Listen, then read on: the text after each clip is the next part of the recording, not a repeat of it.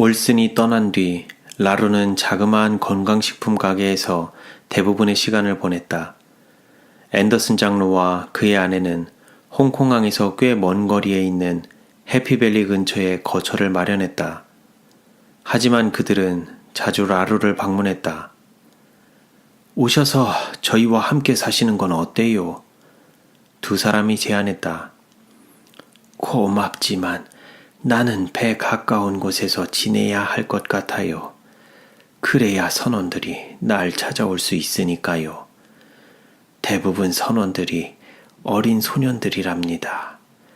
집에서 멀리 떨어져 있는 동안 도움과 교제가 필요하죠. 아시다시피 하나님께서는 저에게 설교하라는 부르심을 주신 적이 없으세요. 글을 쓰는 일도 마찬가지죠. 그가 싱긋 웃었다. 몇 해 전에 제가 짧은 글을 하나 써서 출판도 했었어요. 나중에는 화이트 장로님께도 보내드렸고요. 글이 형편없다는 지적을 받고는 다 태워 없애버렸답니다. 그가 말하길 철자도 엉망이고 문법이며 구두법이며 실수가 많다고 하더라고요. 게다가 글도 일관성이 없고 결론이 없다고 했었죠. 그래서 저의 할 일은 그저 사람들을 사랑하고 그들과 이야기를 나누는 것이에요. 형제님께서 진정 주님의 방법을 따라 사시는 것 같네요. 앤더슨 장로가 말했다. 때로는 더 많은 교육과 훈련을 받은 사람들보다 형제님과 같은 사람들을 통해 하나님의 사랑이 전해지죠. 정말 제대로 사람들을 돌볼 여유조차 없이 너무 바쁘게 살고 있는 건 아닌가 모르겠어요. 제 인생 초반에 50년 동안 하나님을 모르고 살았었는데 만약 알고 지냈다면 얼마나 좋았을까요? 라루의 얼굴에 슬픔이 묻어났다. 하지만 지난 30년간 그분은 저의 꾸준한 동반자가 되어주셨답니다. 다음 해 11월이면 제가 80이 된다는 거 아세요? 제가 어릴 적 별들이 떨어지는 것을 보면서 그 거대한 징표가 무엇을 의미하는지가 무척이나 궁금했었죠. 아마 그때 깨달았다면 저는 평생 주님을 섬기며 살았을지 몰라요. 비록 많은 사람들이 예수님의 재림을 보는 것이 저처럼 간절하지 않다고 하여도 사람들이 저처럼 후회하지 않도록 만나는 모든 사람들에게 복음을 나누어야 해요. 그때 문이 열리더니 누군가의 외치는 소리가 들려왔다. 캘리포니아 산으로 좋은 비스켓이나 대추 좀 있으세요? 한 영국 선원이 라루에게 다가와 손을 맞잡았다. 방금 싱가포르에서 돌아오는 길입니다. 배에서 내리자마자 라루 씨를 뵈러 왔어요. 배가 몇 시간 후면 부두를 떠나서요. 라루는 일전에 자신이 책을 주었던 그 청년임을 금세 알아볼 수 있었다. 예전에는 그를 다시는 보지 못할 것이라고 생각했었다. 제 친구분과 함께하기 위해 오셨다니 정말 기쁜 일이에요. 청년은 앤더슨 가족에게 말했다. 지난번 왔을 때 제가 만남을 엉망으로 만들었거든요. 하나님과 성경에 대한 그의 생각을 비웃었던 걸 말하려니 창피해지네요. 제가 예전에 사후의 삶을 믿었거든요. 그때 라루 씨는 별 말씀을 하지 않으시고는 몇 가지 책자를 주셨어요. 저는 그 책들을 배 위에서 공부했고요. 라루 씨, 당신의 생각이 옳다는 것을 말씀드리려고 왔어요. 주님께서 당신의 재림 때 잠자고 있는 자들을 깨우신다는 게 옳아요. 매일 하나님께서 자네가 그 책들을 이해할 수 있게 도와주시길 기도했다네. 라루가 기쁜 나머지 박수를 치며 말했다. 아마 그 기도가 응답이 됐나 봐요. 이 주제에 대해서 라루 씨의 생각이 옳다는 것을 알고 나니 혹시 다른 성경 주제들에 대해서도 제게 추천해 주실 책들이 있으실까 해서요. 갖고 계신 것 중에 성경 연구 방법에 대해 제가 살 만한 책이 있을까요? 라루가 그에게 성경 읽기라는 책을 건넸다. 이 책을 읽으면 성경에 있는 끝없이 샘솟는 진리들을 발견하는 데 도움이 될 걸세. 감사합니다. 그 책을 살게요. 제가 봄에 돌아오면 그때 더 많이 이야기를 나눠요. 오늘 저녁에 다시 배가 떠나서 이제 그만 배로 돌아가 봐야겠네요. 저를 위해 계속 하나님께 기도해 주세요. 매일 하나님과 직접 만나서 이야기하는 날이 더욱 기다려진다네. 라루가 말했다. 저 높은 하늘 천국은 하나님께 외로운 곳일 거야. 자녀들이 이 먼 곳에 있으니 말일세. 슬픈 건 대부분의 자녀들이 집에 돌아가고 싶어 하지 않는다는 거지. 동쪽에서 주님이 구름을 타고 오시는 광경이 얼마나 보고 싶은지. 라루가 선원을 배웅하며 혹 그러한 징조가 보이는지 확인하려는 듯 동쪽을 바라보았다. 몇 개월이 지나고 앤더슨 장로가 해피밸리 근처 자신의 집 앞 창문을 내다보았다. 인력거 한 대가 멈추더니 라루가 그곳에서 내렸다. 그는 그를 만나기 위해 계단을 내려갔다.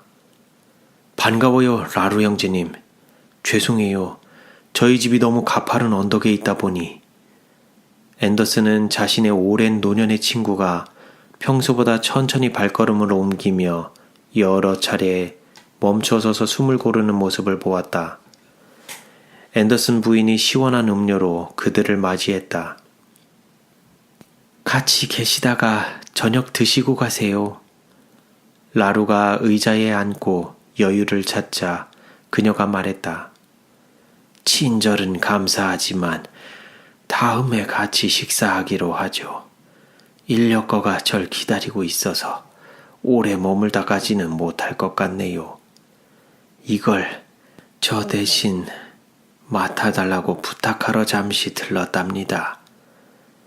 라루가 주머니에서 봉투 하나를 꺼내 앤더슨 장로에게 건넸다. 제 유언장입니다. 얼마 되지 않는 돈이지만 책 판매와 식품 가게로 모은 돈이에요. 이 돈이 제가 사랑하는 중국 선교에 쓰였으면 합니다. 이제 가볼게요. 라루가 자리에서 일어나며 덧붙였다. 만일 예수님이 제가 세상을 떠난 후에 오시게 되면 이 유언대로 해주세요. 천천히 돌아서서 계단을 내려가는 그의 모습에서 앤더슨 부부는 라루의 두 뺨에 눈물이 흐르고 있는 것을 보았다. 또한 그들은 좁은 보폭으로 계단을 내려가는 라루의 다리와 무릎이 떨리는 것을 보았다. 앤더슨 장로가 부축을 해주려 했지만 라루는 사양했다.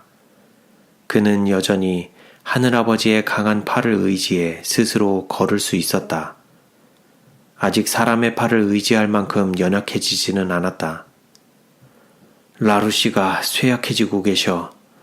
예전 기력을 잃으신 모양이야. 홍콩에서 지난 몇 달 동안 굉장히 많이 변하신 것 같아. 앤더슨 장로가 아내에게 말했다. 맞아요. 하지만 몸이 더 쇠약해지시긴 해도 예수님에 대한 사랑은 더 강해지시죠.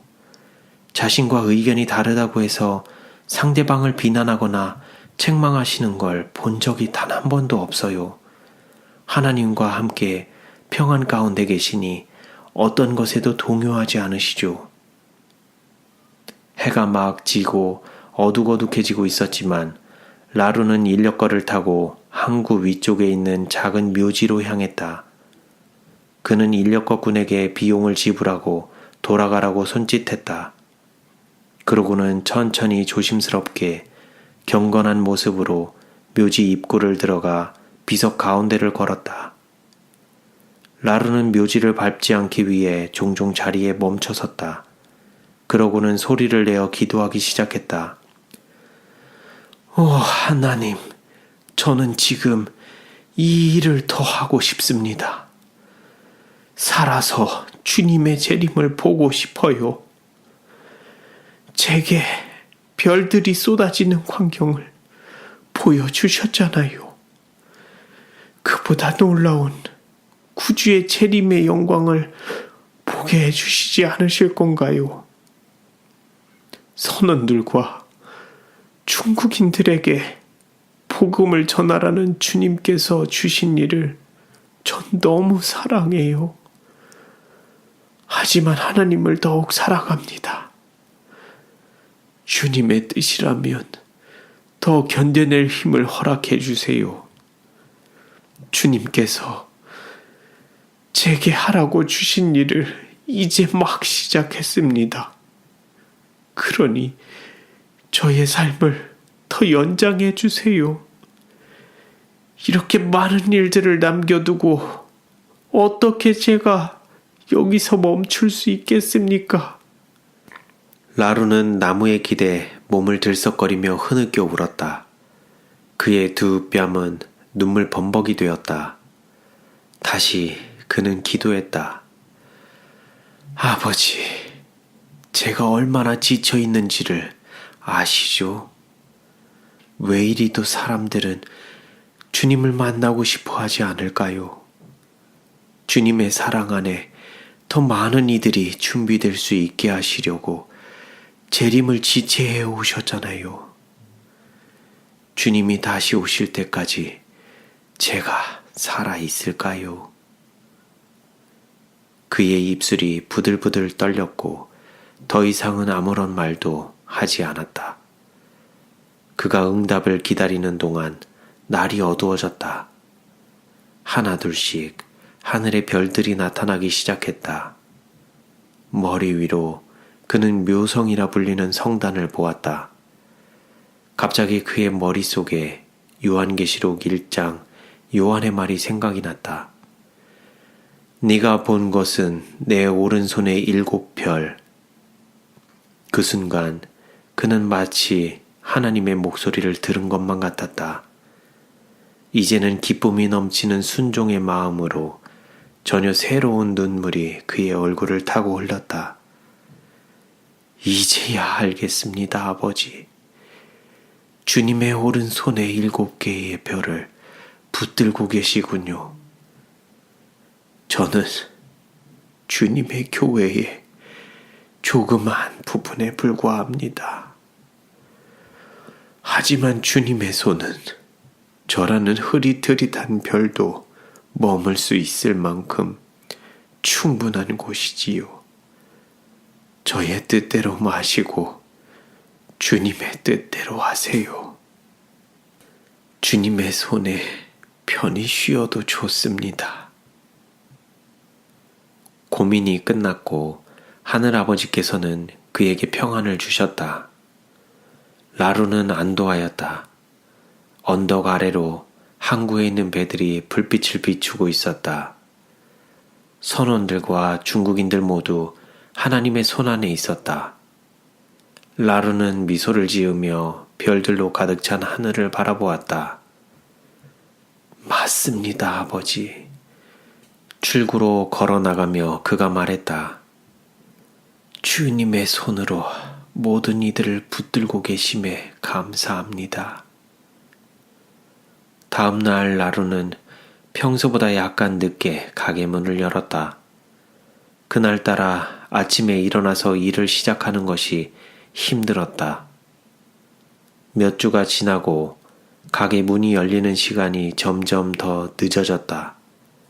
하지만 그는 음식이나 책을 사러 오는 모든 손님들에게 예수님의 이야기를 하는 것을 잊지 않았다. 어느 날 앤더슨 장로는 라루가 기침을 심각하게 하는 것을 발견했다.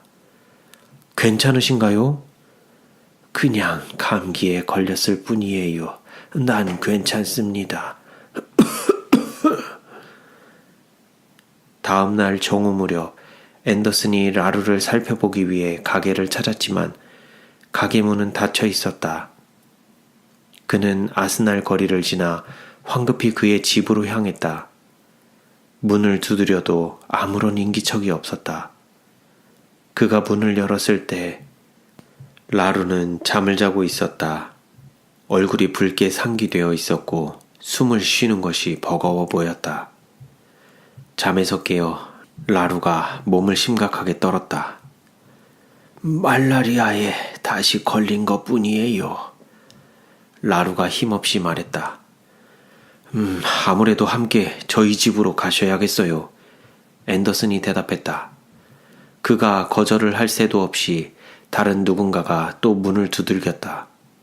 몇 선원들이 그를 방문하기 위해 찾아온 것이었다.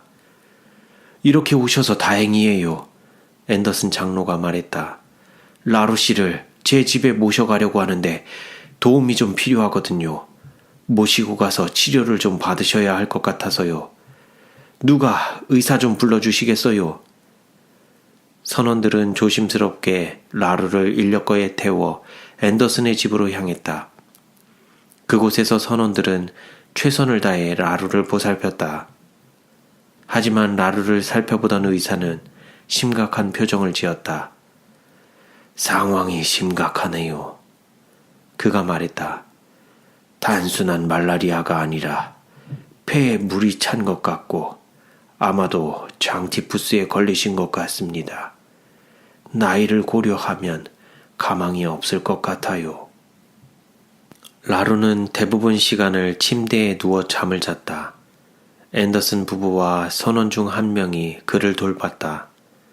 잠에서 깰 때마다 그는 말을 했고 옆을 지키던 선원은 그가 말하는 희미한 말들을 놓치지 않기 위해 그에게 가까이 몸을 기울였다.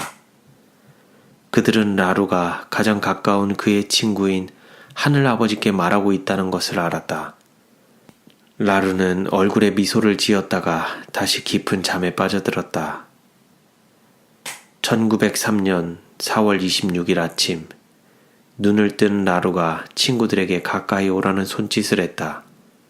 그는 손을 들어 올리려고 했지만 역부족이었다. 천천히 최대한 힘을 내어 그가 말했다. 나의 아버지께서 그날에 내가 그분께 한 충성을 기억하실 거예요. 긴 침묵이 이어졌다. 그리고는 덧붙였다. 우리가 구름 위에서 만나는 날의 말입니다. 눈을 다시 감은 그의 얼굴에는 평안과 기쁨이 묻어났다. 노곤한 선원은 주님 안에 잠이 들었다. 몇 시간 후 라루는 생의 마지막 숨을 내쉬고는 세상을 떠났다. 묵시의 집이 있는 마을에서 어린 수란이 아버지가 오시길 기다리고 있었다. 그는 딸에게 지난 며칠 동안 몸이 아파 보지 못했던 라루 할아버지를 보러 데리고 가겠다고 약속을 했었다. 아버지가 왜 이리도 늦으시지? 아버지께서 일찍 오시마 약속하셨는데. 두 사람은 라루 할아버지께 수란이가 좋아하는 난초를 가져다 드리려고 생각하고 있었다. 편찮으신 할아버지께서 커다란 하얀 난초를 보면 기분이 좋아지실 거라고 수란이는 생각했다. 어린 소녀는 유리창에 코를 바짝 대고는 밖을 바라보고 있었다. 마침내 길모퉁이를 돌아 걸어오고 있는 아버지가 보였다. 왜 고개를 숙이고는 저렇게 천천히 걸어오고 계신 거지? 수란이는 난초를 들고 문으로 달려갔다. 아빠, 이 예쁜 난초 좀 보세요. 제가 혼자서 이렇게 커다란 빨간 나비 모양의 끈도 묶었어요. 할아버지가 빨간 나비 넥타이랑 하얀 난초를 좋아하시는 거 맞죠? 몫이는 재빠르게 돌아서서 천천히 옷장에 외투를 걸었다. 아빠, 지금 바로 가면 안 돼요? 너무 오래 기다렸단 말이에요. 수란이가 애원했다. 아직은 안 돼. 수란이의 머리를 쓰다듬으며 그가 말했다. 방에 올라갔다 올 테니 여기서 잠시만 기다리렴. 수란이가 계단을 올라가는 아버지를 쳐다보았다. 왜 평소처럼 웃지도 않으시고 뽀뽀도 해주지 않는 거지? 아침에 출근할 때 아버지께서는 분명 행복한 미소를 띠고 계셨다. 하지만 지금은 왜 저렇게 슬퍼 보이시는 걸까? 수란이는 계단에 앉아 아버지를 기다렸다. 꽤 오랜 시간이 지나 아버지께서 방에서 나오시는 소리가 들렸다. 수란이는 계단을 올라가 아버지의 손을 붙들었다. 지금 할아버지한테 가면 안 돼요? 그녀가 물었다. 그녀의 아버지가 고개를 끄덕였다. 제가 떨어뜨릴지 모르니까 아빠가 이 화분 좀 들어주세요. 수란이는 화분을 아버지에게 건네고 서둘러 밖으로 뛰어나갔다. 서둘러요, 아빠! 라루의 집에 도착해 아버지께서 인력거꾼에게 돈을 지불하는 동안 수란이는 계단으로 뛰어 올라갔다. 라루의 방문이 살짝 열려 있었다. 방으로 달려들어간 어린 소녀는 어리둥절해하며 방 한가운데 멈춰섰다. 할아버지는 어디 계세요? 수란아, 할아버지는 여기 안 계셔. 몫이가 방으로 들어오며 말했다. 곧 오시겠죠 뭐. 수란이가 당차게 말했다. 흔들 의자에 앉아서 기다릴래요. 화분은 할아버지 성경 옆에 두세요. 수란이가 흔들 의자에 올라앉아 의자를 앞뒤로 흔들었다. 하얀 난초가 할아버지 큰 성경이랑 다른 책 옆에 있으니까 예쁘죠? 여기서 저희가 기다리고 계신 걸 알면 깜짝 놀라실 거예요. 다시 몫이는 딸에게서 등을 돌려 방의 한 구석으로 갔다. 그는 책들이 놓여있는 선반을 바라보았다. 맨 위에는 라루가 늘 메고 다니던 검은 가방이 있었다. 수란이는 계속 제잘거렸다. 할아버지 모자가 걸려있는 걸 보니 멀리는 안 가셨을 거예요. 어디를 가시나 저 모자를 쓰고 다니시잖아요. 한참이 지나 아버지는 뒤를 돌아서서 수란이에게 다가갔다. 할아버지의 의자에 아빠도 같이 앉아도 될까? 아빠가 이야기를 하나 해줄 테니 그 사이 창밖을 보고 있으면 되겠구나. 그는 수란이를 안아 자신의 무릎에 앉혔다. 그녀는 아빠의 이야기를 들으며 할아버지를 기다리는 것이 만족스러운 듯 아빠의 품에 파고들어 안겼다. 며칠 전에 가파른 언덕까지 올라갔다가 항구의 불빛들을 봤던 거 기억하지? 오래 걸어서 더 이상 못 가겠다고 수란이가 힘들다고 했었잖아. 그래서 아빠가 안고 갔었지. 수란이가 아빠 어깨에 머리를 대더니 금세 잠이 들었지. 너는 우리가 언제 집에 도착했는지도 몰랐을 거야. 다음날 아빠가 부르니까 그제서야 깨웠잖아. 아버지는 잠시 아무런 말도 하지 않고 의자를 앞뒤로 흔드셨다. 그리고 천천히 말씀하셨다. 할아버지는 80년이 넘게 오래 사셨어. 할아버지 인생이 꼭 우리가 갔던 그 언덕 같았거든. 할아버지가 이제는 언덕을 못 올라가실 만큼 힘드시게 됐단다. 몸이 아프셔서 더 힘들어지셨고 이제는 하늘아버지 품에서 쉬고 싶다고 하시더라고. 오늘 아침에 할아버지는 돌아가셨어. 이제 할아버지는 아주 오래 그리고 조용히 쉬고 계실 거야. 그리고 예수님이 부르면 다시 일어나실 거래. 의자에서 내려온 수란이의 눈가에 금세 눈물이 그렁그렁 찼다. 아버지는 계속 말을 이었다. 아빠랑 친구들이 할아버지를 항구 위쪽 언덕에 좋은 곳에 모셔다 드렸어. 거기서 예수님이 깨우러 오실 때까지 주무실 거야. 내일 아빠가 거기에 수란이를 데리고 갈게. 그 난초는 할아버지 무덤 옆에 놓으면 되겠다. 예수님도 수란이가 그렇게 하시는 걸 보고 계실 거야.